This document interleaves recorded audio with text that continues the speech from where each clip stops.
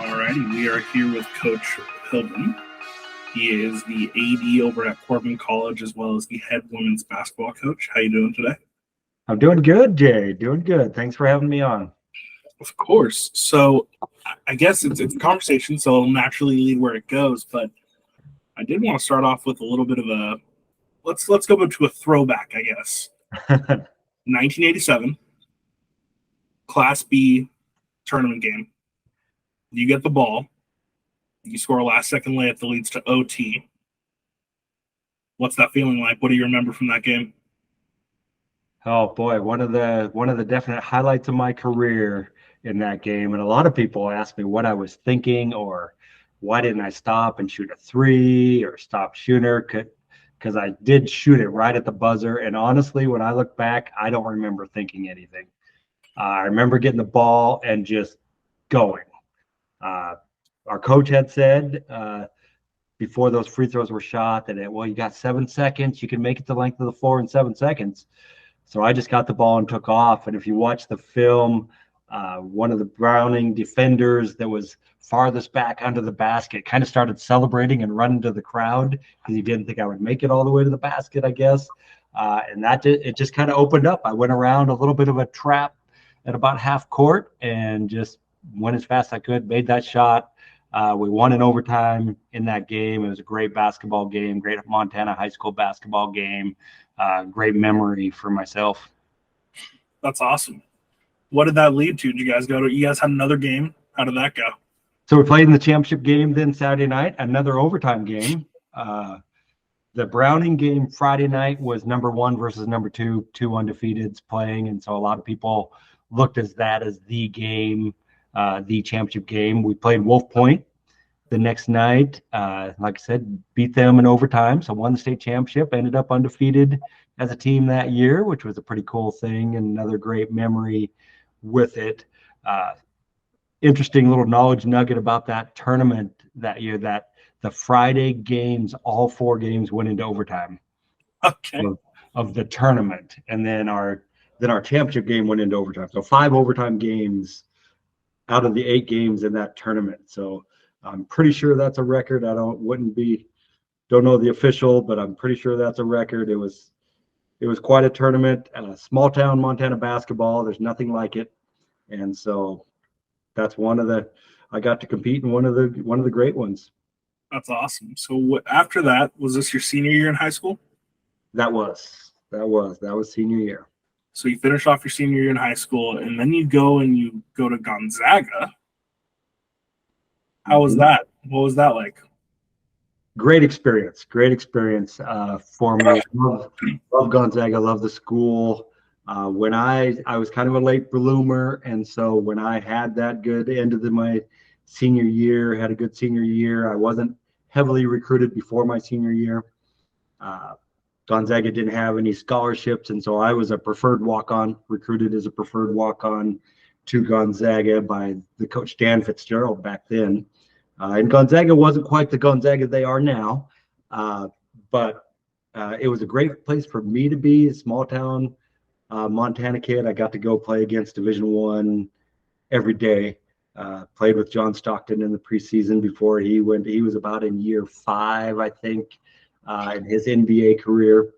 And so he was in the Spokane area up until his training camp, and just got to really improve my game that year against great players every day. And then ended up deciding to leave Gonzaga. It didn't work out as well in the scholarship area and some of that. And so went to Carroll.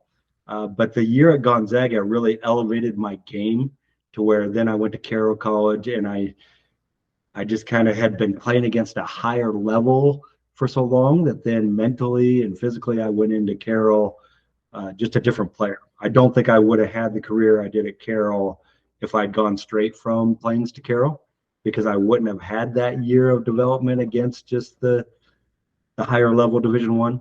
And so then when I did get to Carroll, I was very fortunate, got to start every game I played, got to kind of go in with a year under my belt as a veteran a little bit after the redshirt year at Gonzaga. And so got to hit the ground running a little bit without having some of that right out of high school freshman lull that you would have in the transition.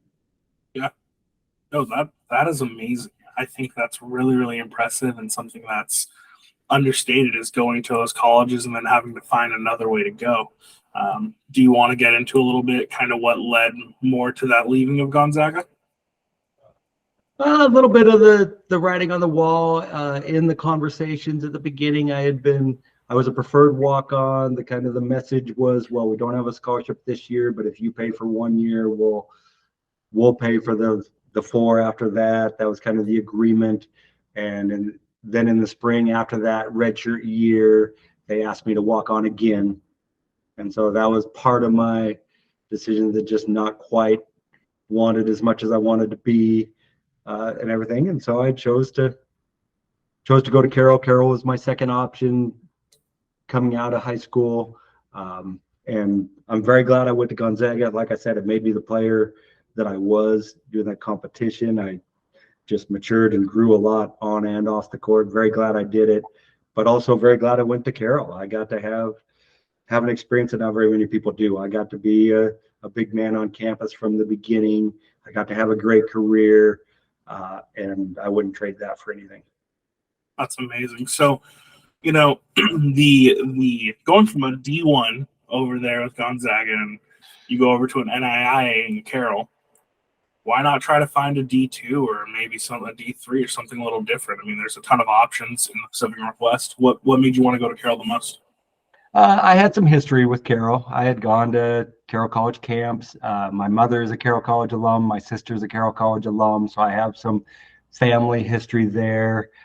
If I would have stayed in the Frontier Conference out of high school at a smaller college, I would have gone to Carroll.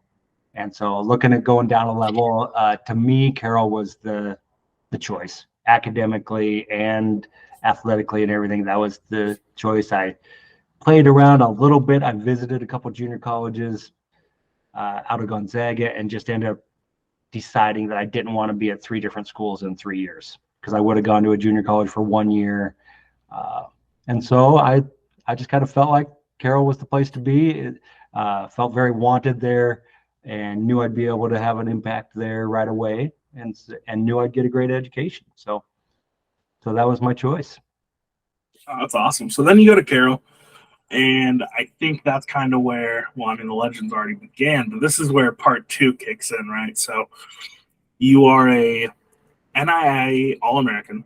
You get second team honors in 92. You're also an academic All-American on top of that. And then you're winning the conference MVP 3 times in a row. Mm-hmm. Mm-hmm. And actually, it was a player off of our team that won it my freshman year. Our starting center won it my freshman year.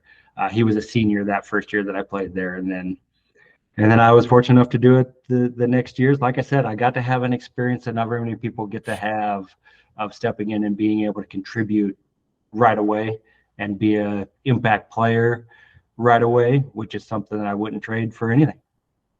What's some of your favorite memories in game at Carroll? And then to counteract that, what's some of the heartbreaking losses that you were like, yeah, if I could go back, I'd change something? By far best memory was winning the conference championship my senior year on our home court, moving on then into the NAIA playoffs. The playoffs were a little bit different back then. Nowadays, if you win the Frontier Conference, you would be headed straight to the national tournament. Back then, we ended up going to South Dakota Tech. So I had to go to a regional, had to win 2 games in a regional setting before making it to Kansas City, which we did not make it, but had to do that. We lost our first game at South Dakota Tech. But that winning the conference championship, which was not something we had done my first 3 years, even though we had the MVP of the league 3 years in a row in Glenn and myself. And so you talked about the heartbreaking part. There was a couple losses in end of the season parts where we just didn't feel like we had quite reached our potential, and felt like we should have been there, shoulda, coulda, woulda, and weren't. And my senior year, everything kind of clicked role wise. We just had a strong team, great chemistry, and it did click, and we did win a championship, both a regular season and a conference tournament championship. And so that's definitely my highlight that I would list is winning that championship. My low part then would be anytime you have a little bit of regrets where you don't achieve your goals and achieve quite as a team what you think you maybe could. I think anybody that's ever been in the situation would trade individual honors for team championships and things. And that's kind of the way I felt going into my senior year was it was whatever it takes. We were gonna do it that year. We were gonna reach it. We were gonna win a championship. We were gonna win our league, and we ended up doing it. That's awesome.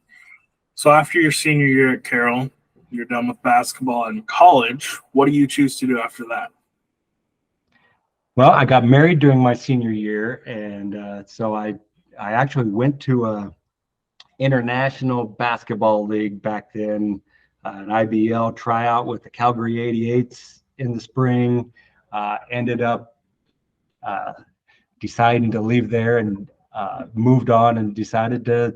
I kind of talked a little bit about, do I want to try playing onward overseas or something like that, and with my new wife and ready to just move on into another chapter, decided I went and I was an education major, so I became a math teacher with my old high school coach. He was in Colville, Washington then, so I went to Colville, Washington, and with the idea that my high school coach was going to coach for another year, and then his plan was to go into administration.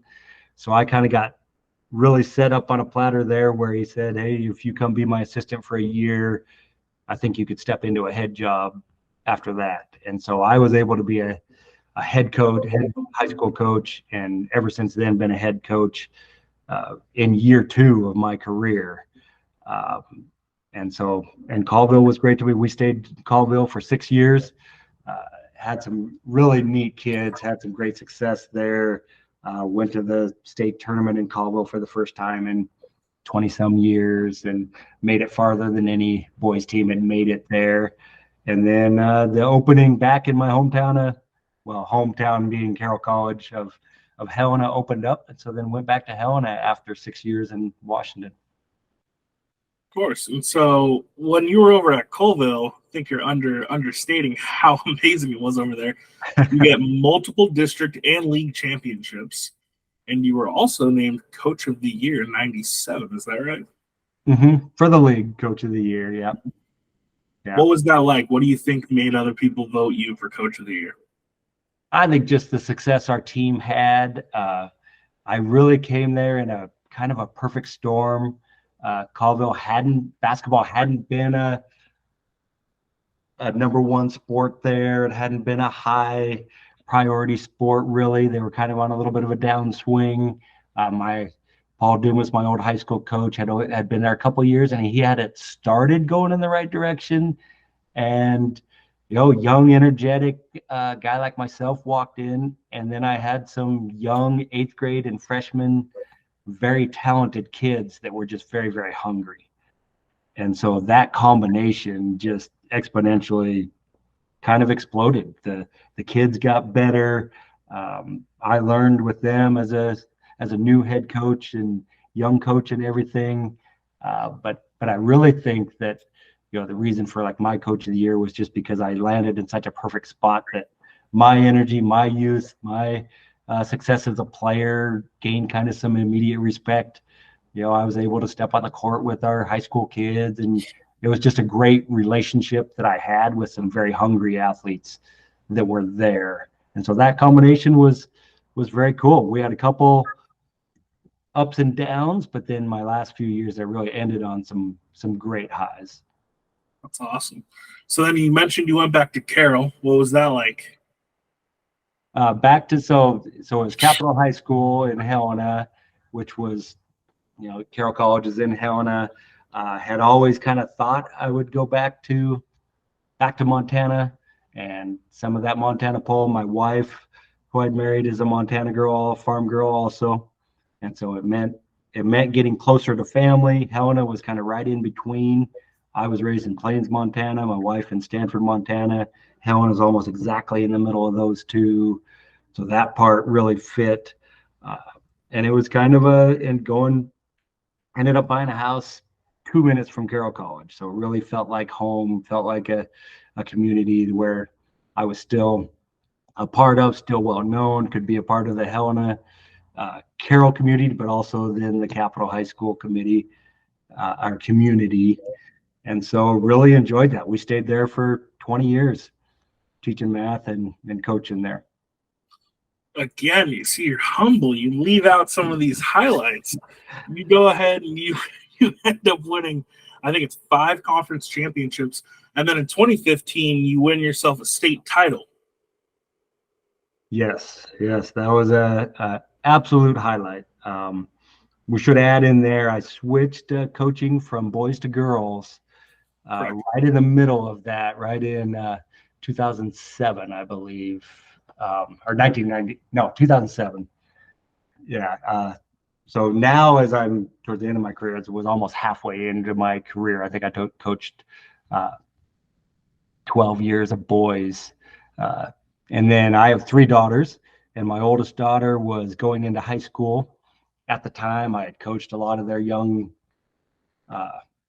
travel squads and elementary squads and things. And my wife and I had made the decision going into that, my daughter's freshman year in Montana, boys and girls play the same night, different sites from Capitol High School. So there was just no way to be a dad and a coach at the same time. And so I actually resigned from the coaching boys, and I kind of just made the decision that, hey, God's got a plan. We'll figure it out. There's nothing that says you have to coach 30 years in a row. And I was just going to be a dad and see what happened. And it was less than 2 weeks later, and the girls' position at Capitol High School opened up. Seemed like a just meant to be kind of thing. And I jumped on that, got to coach all 3 of my daughters through high school, got to coach my daughter's friends, had a really different perspective on coaching when I started coaching my daughters, because it became a little less of the male macho win at all cost thing, and it became more of a wanting to create a great experience and a great culture and have my daughters be glad that they played the sport they did and have as good an experience as I did in high school. And so it was my youngest daughter. It was her senior year that the team that won the state championship that 2015 year. So my daughters don't talk about it a lot now, but my oldest daughter made it to the semis and got beat in the semifinals.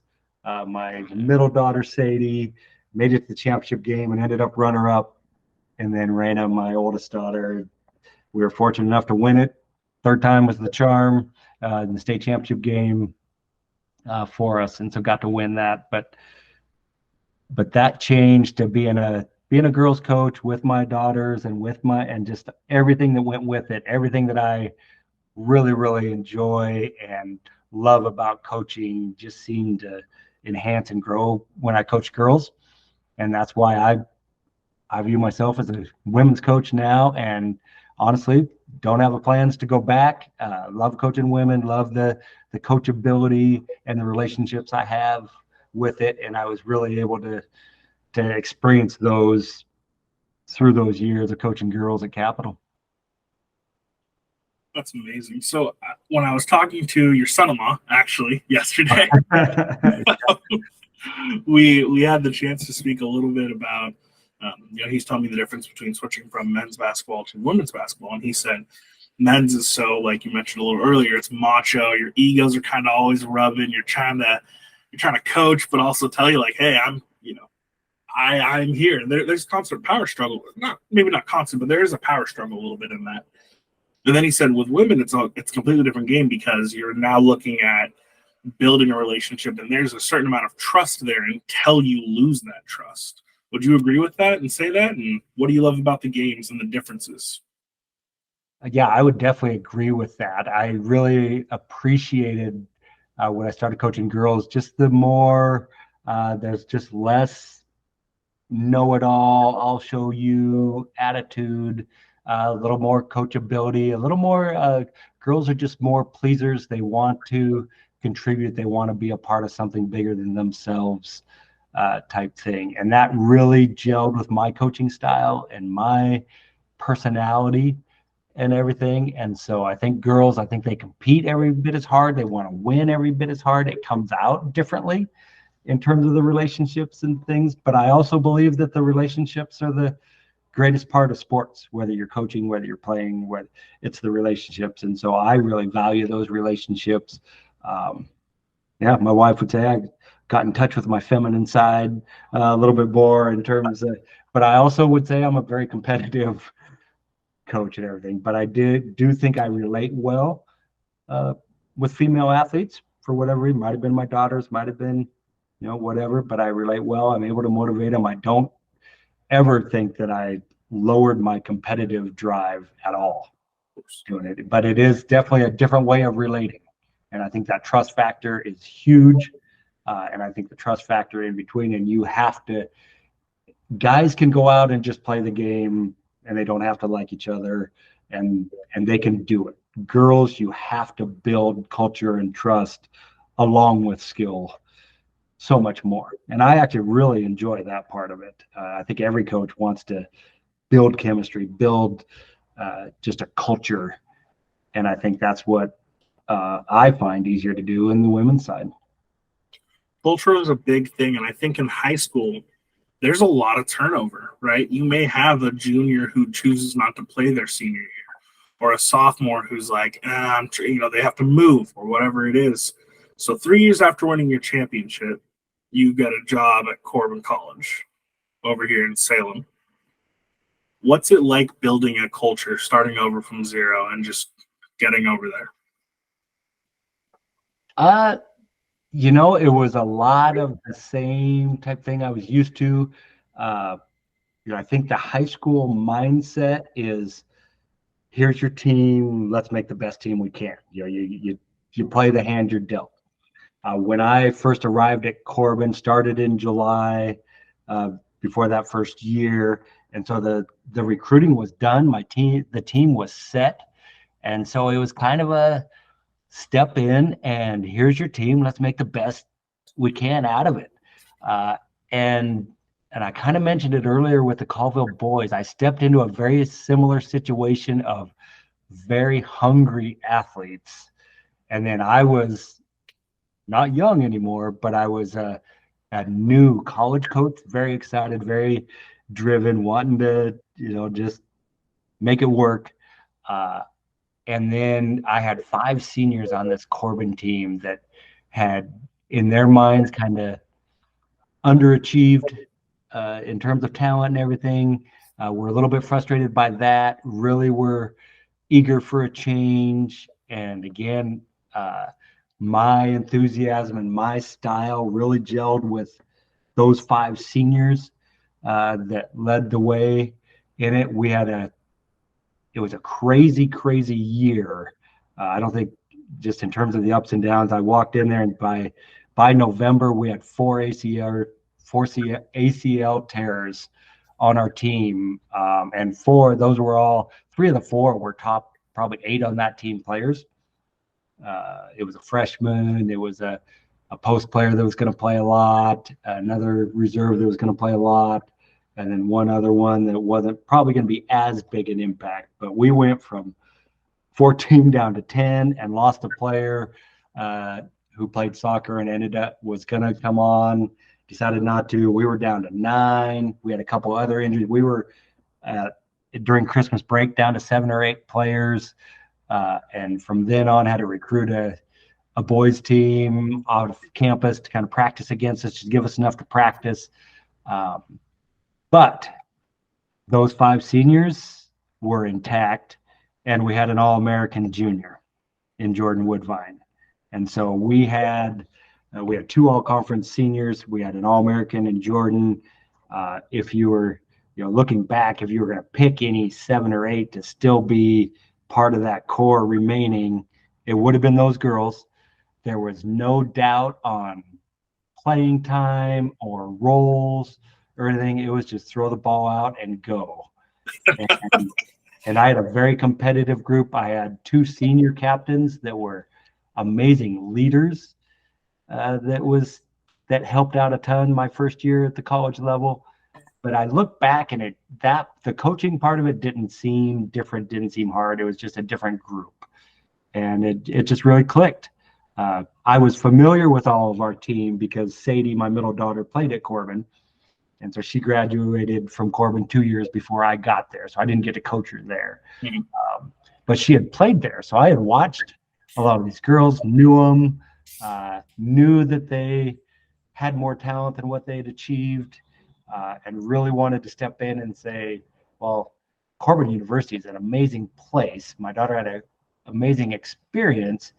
And if I can come in and add the basketball, raise it to another level, then we're going to hit a home run with the experience here. And yeah, it was another one of those perfect storm, divine intervention kind of things, but it was just a perfect group that group about in January. And we were average still. We were 500 at Christmas time, and injured and everything else. But then mid-January, we won a game where people didn't necessarily think we were going to win, beat a couple people, and all of a sudden got on a roll and won 10 out of 11. And every time we were in a close game, we won it.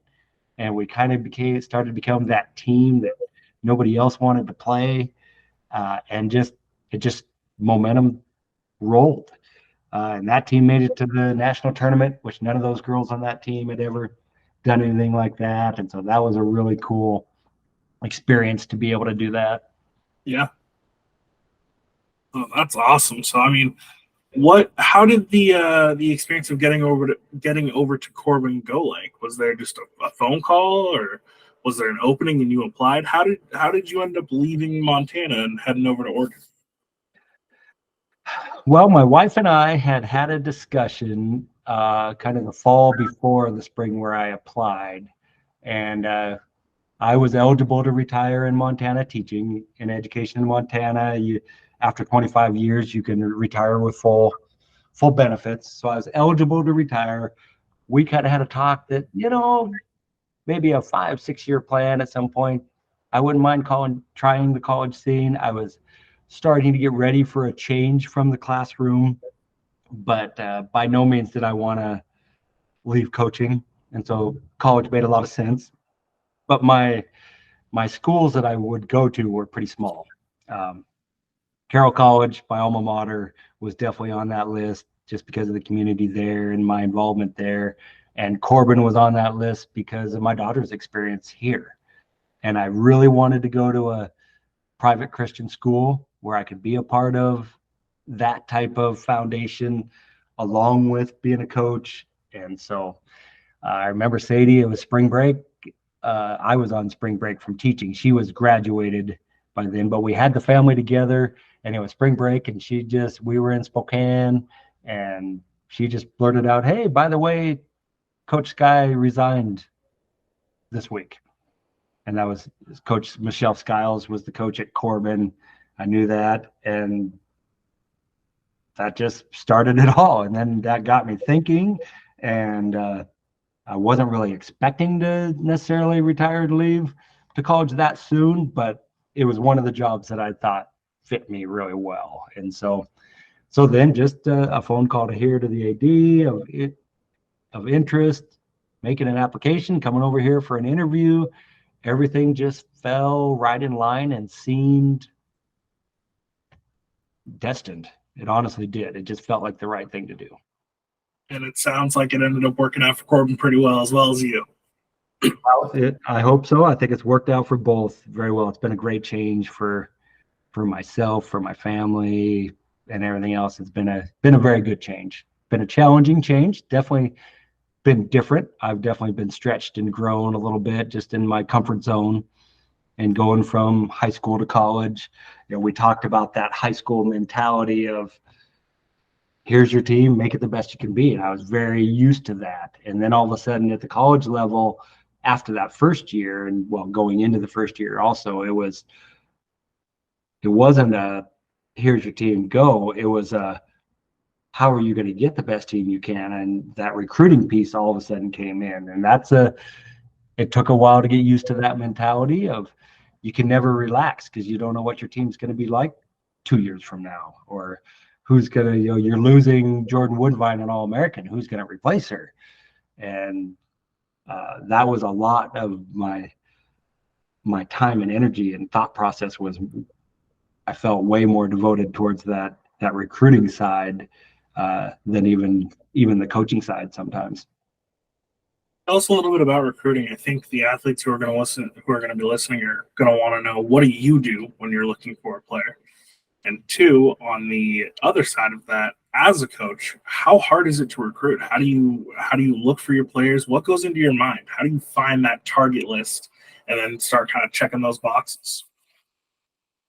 That's a great question, and I think it's different probably for everybody. It would be different for a low Division I coach. It would be different for a mid-major Power 5 coach. It's different for an NAIA coach.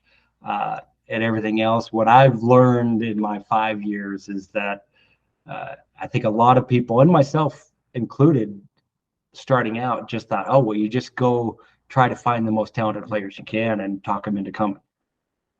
And what I've found is that that's not the key to success. That I can't, if I walk into a gym and I've never seen either team that are playing and don't know anything about them, and I'm watching, and if I look and go, oh, I really like that girl, she's probably not going to, if I look into it or ask the coach, they're going to say, yeah, she's already committed to this D1, or she's already, so it's not necessarily just pick and choose. And so what I've learned is it's way more about the fit and the relationship, and wanting to find a combination of great fits for Corban University. So do they want a Christian school? Do they want a private liberal arts education? Do they want this type of environment? And then when I start building that relationship, obviously you want to find the best players out of that group. But I've kind of changed into where I'm searching for the best fit and the best player at the same time, and sometimes even the best fit first. I think it's helped that now I've been here 5 years. We've had a little bit of success. The coaches in this area know a little bit more about us and our program. And my lifeline is somebody, a coach, former alum, or somebody looking at a good high school player saying, Corban might be a good fit for you. And then that might start the conversation. That might start the connection. And then we get to know each other. And yeah, they are a great fit for us. And just letting, instead of, I put a lot of pressure on myself that I had to find the best players, the right players at the beginning. And now I kind of let the head recruiter God take care of some of that. I try to be the little more of the feet on the ground, the vessel that he can use. And I want to find the right people, not just the best players, but the right people.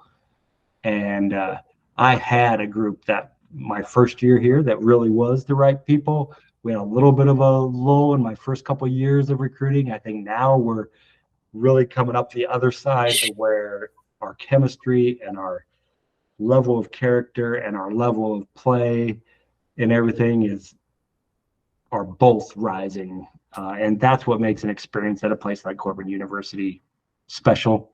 So I'm looking for talent, but I'm also looking for, at our level, you got to find a little bit of the diamond in the rough. You got to find that potential, the kid that maybe they're not getting noticed by the Division Ones now, but they could get there, or they have some of that potential. One of my mantras is, we want to be a team that plays with passion. So I love seeing kids that just play hard and catch my eye, playing hard and playing with passion.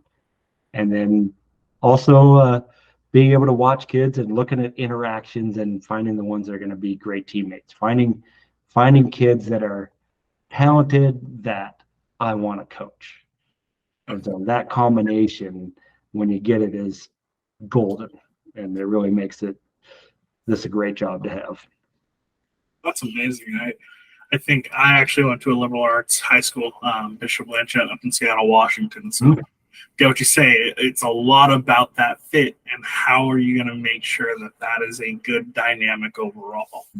So if you had to, if someone said to you and said, Coach, tell me what are the main things you want to accomplish at Corban, what would you say? So my vision of being the basketball coach at Corban and what I want our team to be, mainly I want kids to get done with their career and look back and be glad that they chose Corban.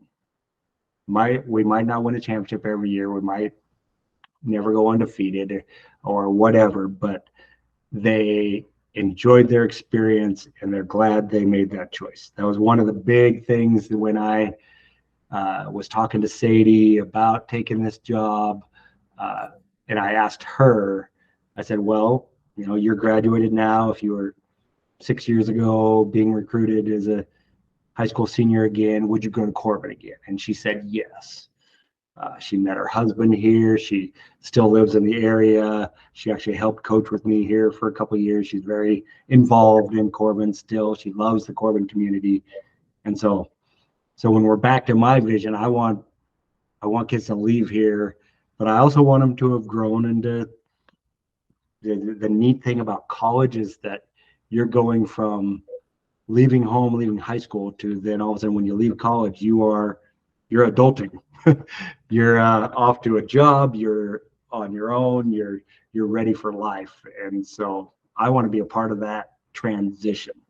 So in my vision for Corban, I want to be number one, a team that glorifies God in everything we do. So we want to do things the right way, and we want to make him proud, and we want to be a team that just does that on and off the court. I want to be a part of a team that plays with passion on and off the court, in the classroom, everywhere else. That everything that word passion involves, the emotion, the commitment, the intensity. I want to compete. So I want to be at the top of, everybody wants to win every year, but it's not very realistic to win a championship every year. But I want to be in the conversation, and I want to compete, and I want our teams to feel like they've reached their potential and not have regrets. And then lastly, I want them to graduate and go make a difference in the world. And so I want to be a part of an institution that's going to give them a great education, going to prepare them to go be the best teacher, lawyer, doctor, accountant, whatever they're going to be ready to be prepared to be able to go do that. And then again, look back and be glad that they chose Corban University. That's good. You mentioned now a while back how you were a really young and energetic coach at Colville. Your first year at Corban, you're like kind of the same ideal, young and not as young, but still energetic. Yeah. How has your coaching changed over time? Because beyond switching from men's to women's and switching the level of high school to college, coaching has become different from the 90s, right? It's a completely different thing now, making different connections. You didn't have kids who were on social media all the time in the 90s. Now you do. So how does that change? How do you evolve with that? I think a lot of it is it's relation driven, and it's being there in a relationship with somebody else and just knowing. I don't think I have the easy button or the follow these 3 steps and it works. I just go out and do the best job that I can with our team. We want to be the best team that we can be, but I really think, go back to what Jake said about trust. You got to have a level of trust, and you got to have a level of passion and desire. And when you mix those two together with other like-minded teammates, all of a sudden magic starts to happen.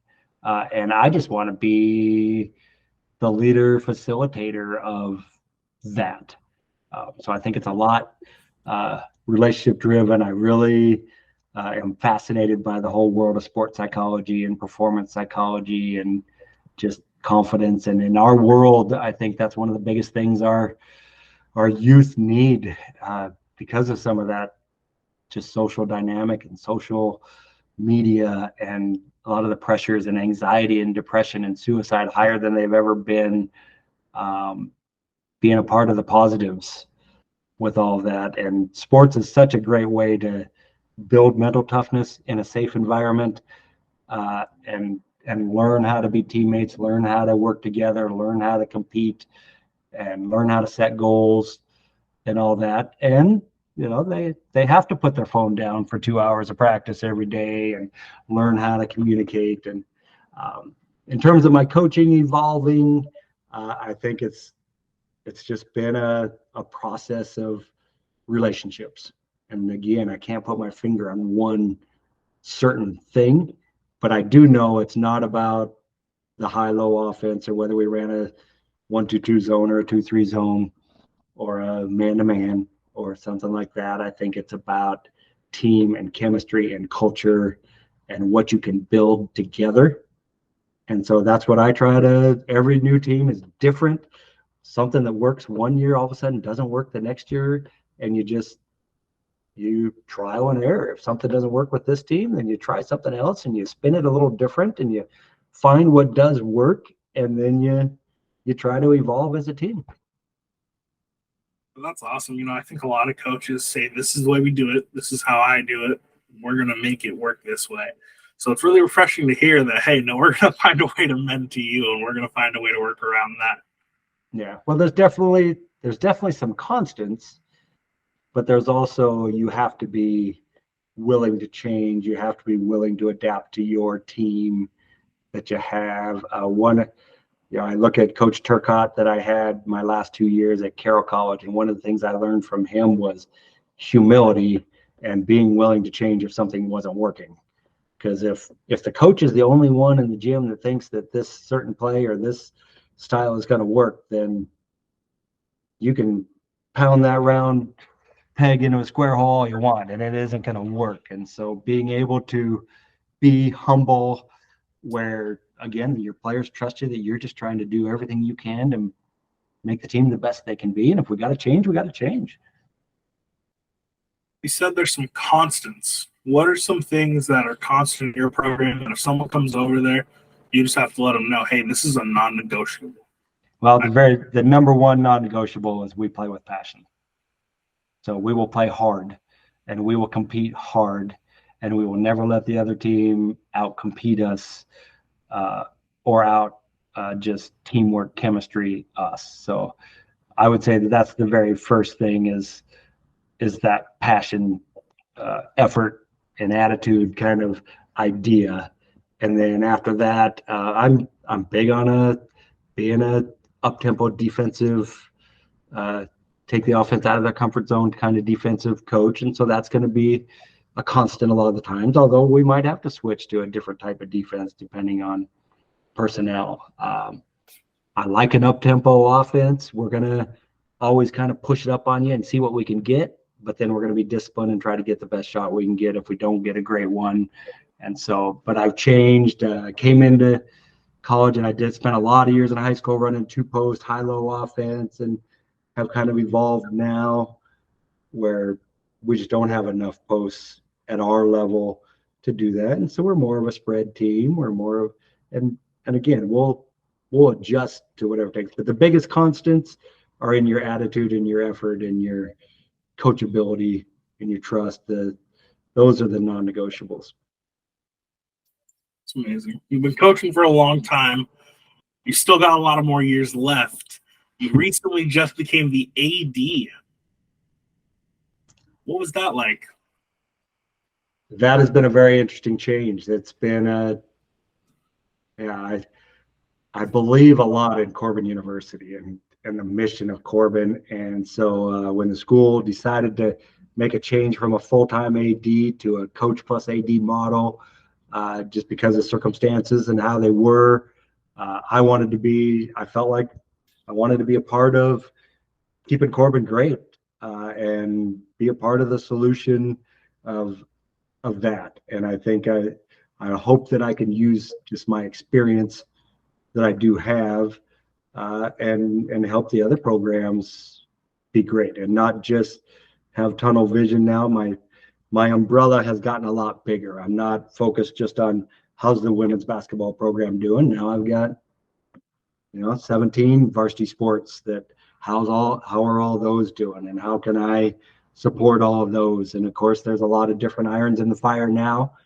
and everything, and I'm being stretched way in such a different way in my days and everything else. But definitely felt called to the challenge of it and wanted to be a part of that, again, it would have to be at a school that I really believe in, like Corban. If you would have asked me even 3 months ago, would I be an AD, I would have told you no.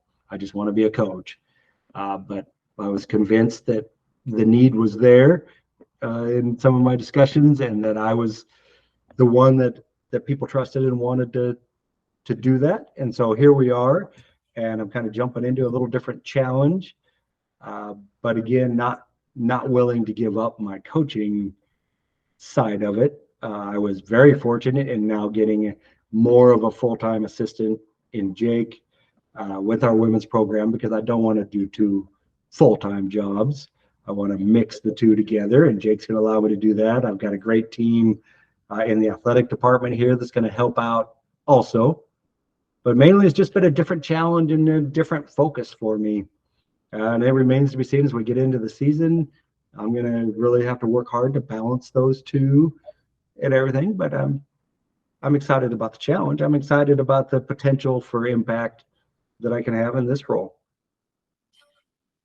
So you said it seems like you are someone who's driven off challenge a lot. You love being told, and telling yourself, what can I do to make this better? What are some of the things beyond challenges that makes you wake up each day and go, yep, I'm going to keep coaching. I'm going to keep being a great AD. I'm going to keep being a great dad. What drives you?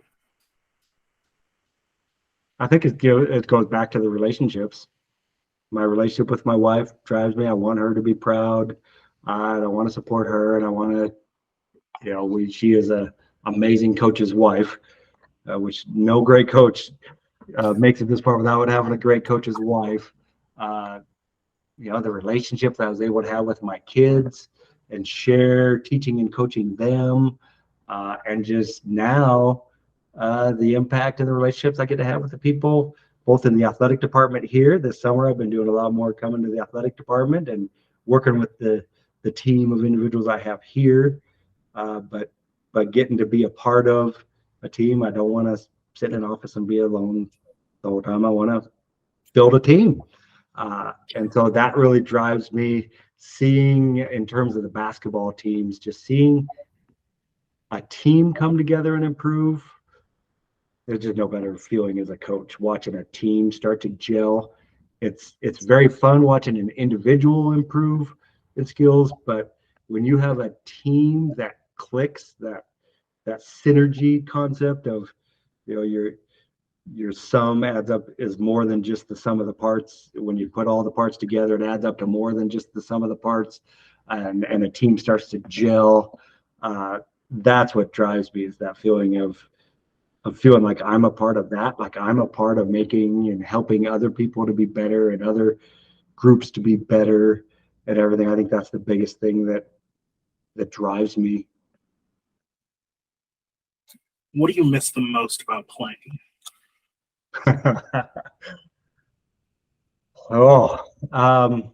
Mainly just the fun.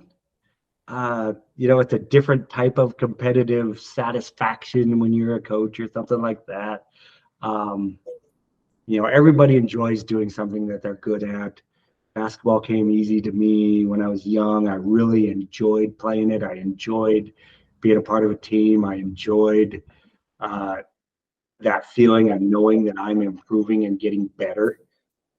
That sense of satisfaction.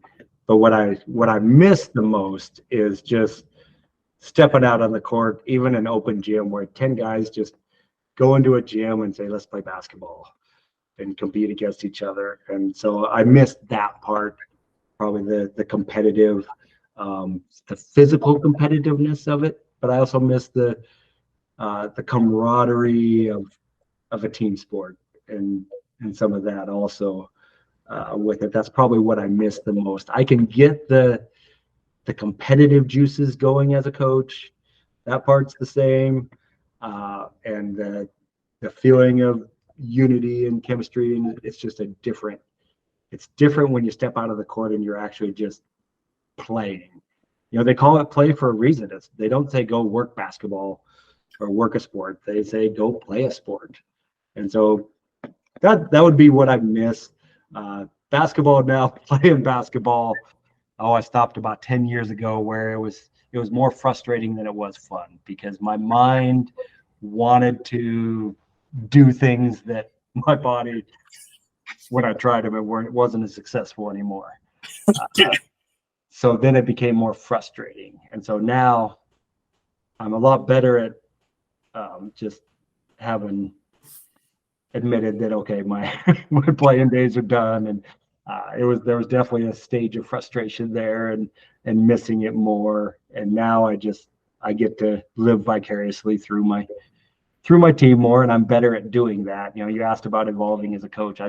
That's probably a way that I get way more satisfaction and joy coaching a team and seeing a team improve now, where I don't feel that, I want to get out there and play more. But I watch our men's team here at Corban jump out in an open gym, or we play double headers, and we're always watching them after us. There's always that itch that I wish I could still do that. Yeah. So if someone came over and they were like, Coach, I got a better jump shot than you, and they don't know about the Carroll College. Are you like, all right, game of horse, let's go? Oh yeah, I'll take you on a game of horse or a free throw contest anytime, and that confidence is still there. I will take. Now, if you make me run a set of lines before I shoot the three, then I'm going to be in trouble. Or if you make me defend you at the other end, but if you get me catch and shoot, give me an inch and I'll put that thing in. That's amazing. All right, I know you're an important man. You got big things, so I'll ask you just 5 end of the interview questions that are pretty lighthearted and just meant to go. Ready? Okay. All right. You're at a gas station. You're about to go on a long drive. Right? We're talking 5-6 hours on the car. You're going across the state. Maybe you're heading back to Montana. What's your go-to snack and go-to drink? Oh boy, I need dark chocolate. If I'm going to go a long ways, I need some dark chocolate, some Dove dark chocolate, a Hershey bar, something chocolate, and I would prefer dark.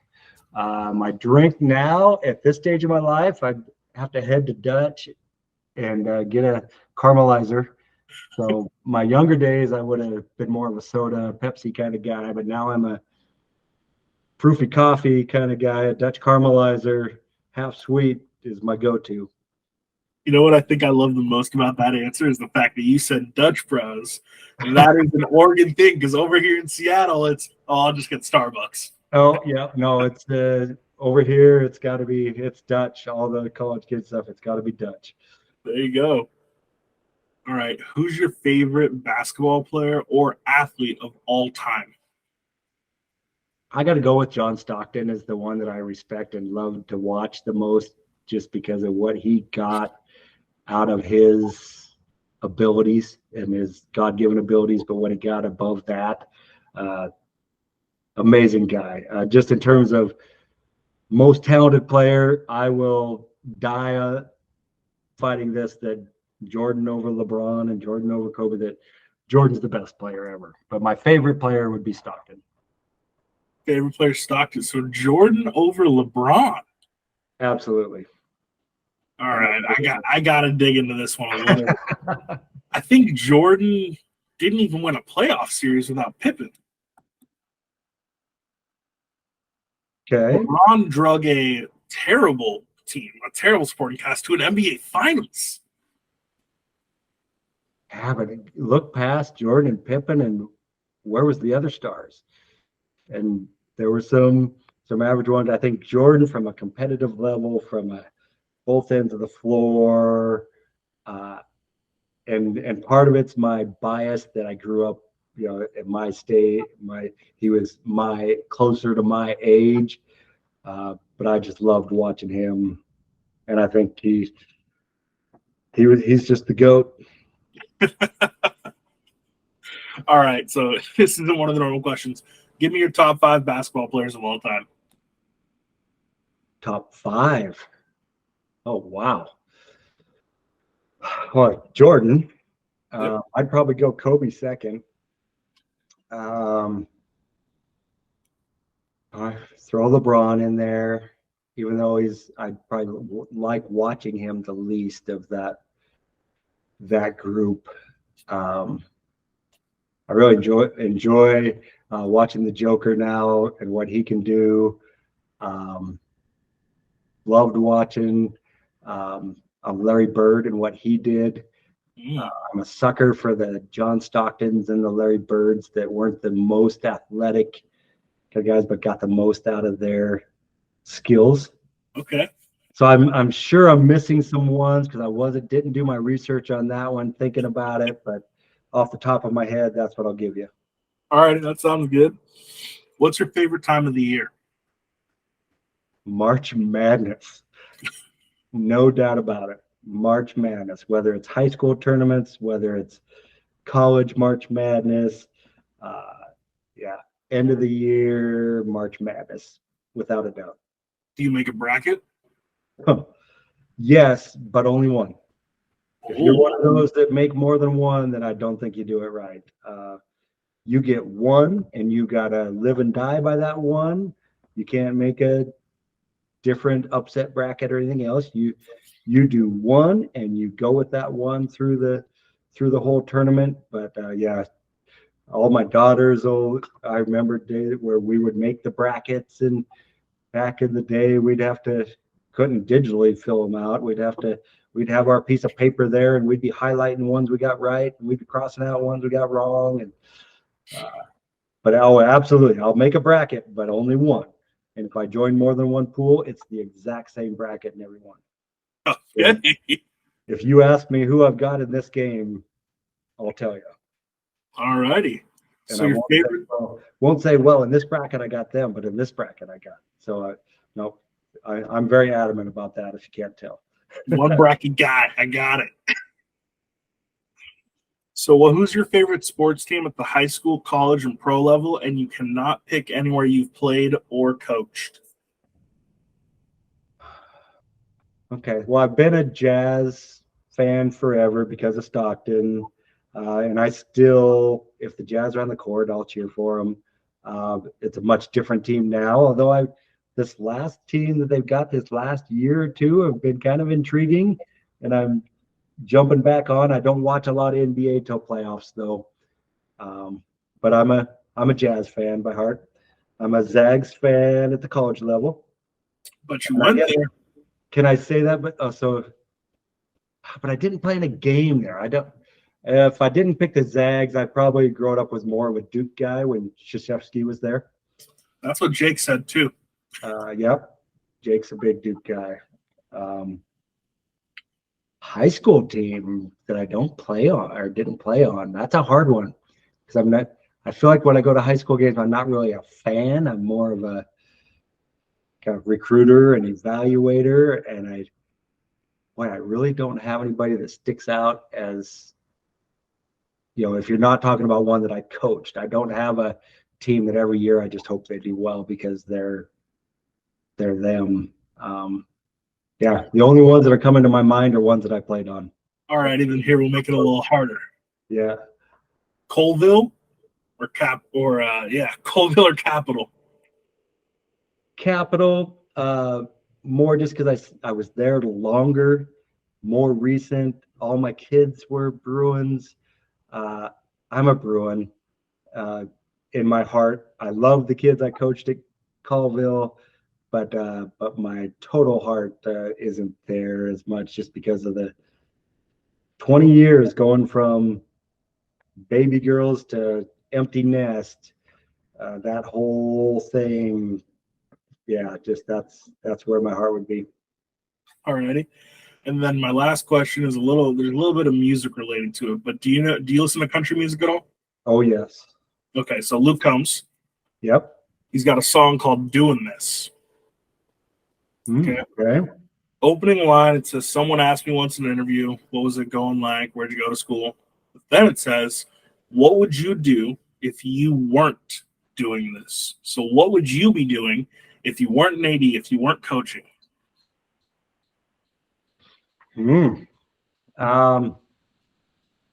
I think I would be in some sort of sports ministry, FCA, Athletes in Action.